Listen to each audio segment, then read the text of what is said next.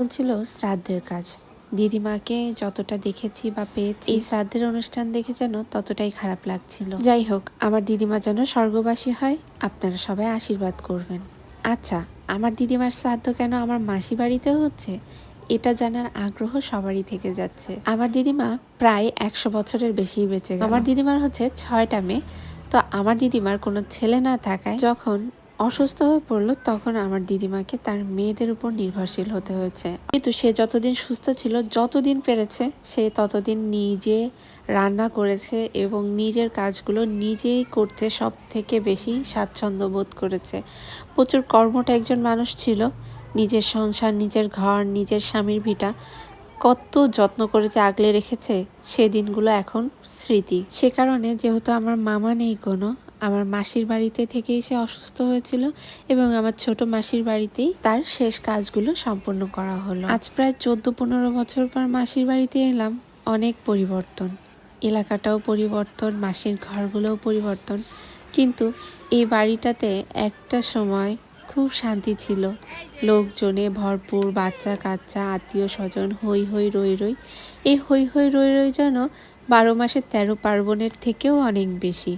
এখন বৌদিরা এসে গেছে, আমাদের সদস্য লিস্টে আরো নতুন নতুন বাচ্চা কাচ্চা সব অ্যাড হয়ে গেছে। যেমন দাদাদের ছেলে মেয়েরা, আমাদের বাচ্চা কাচ্চারা সবাই। এখন আর আমরা কেউ সিঙ্গেল সিঙ্গেল চাই না, সাথে একটা টাউটাও হাতে নিয়ে বা কোলে নিয়েই আমাদেরকে যেতে হয়েছে এই বাড়িতে। এ বাড়ির উঠোন জুড়ে আমার শৈশবের একাংশ পার হয়েছে, যেটা দেখলাম আবার রুদ্রিকের ভেতর। এই রাস্তা দিয়ে দৌড়ে দৌড়ে এ বাড়ি ও বাড়ি, কত আনন্দ সত্যি। কিন্তু খেলার সঙ্গীগুলো শুধু তার মামাতো দাদা আর ভাইরা। তারপরে আসবে হয়তো মাসির ছেলেমেয়েরা। এভাবেই আর কি তারা অনেক বেশি মজা করেছে। আর এই উঠোনে আমার এক মাসিকে তো দেখে নিলে, আর এদিকে আমার আরো 3 মাসি।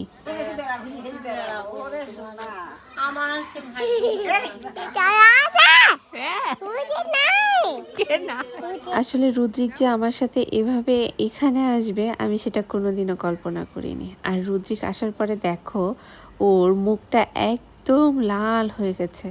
ওকে চেষ্টা করছিলাম সবকিছু দেখানো, সবকিছু বোঝানো, তবে আমার থেকে বোধহয় ওরা সব থেকে বেশি আনন্দিত। এই হাসি মাখা মুখটা দেখলে বোঝাই যাচ্ছে যে ওরা কত মজায় আছে। আর এই দেখো, রোদ্রে বসে কি গল্প দুজনার। হ্যাঁ, ও রুদ্রিকের থেকে ছোট, শ্রীতম, কিন্তু সে কথায় বড্ড পাকা। মুখ থেকে স্পষ্ট কথা না বেরোলেও সে অনবরত কিছু না কিছু বলতে চায়। যাই হোক, ওরা খেলা করুক, চলো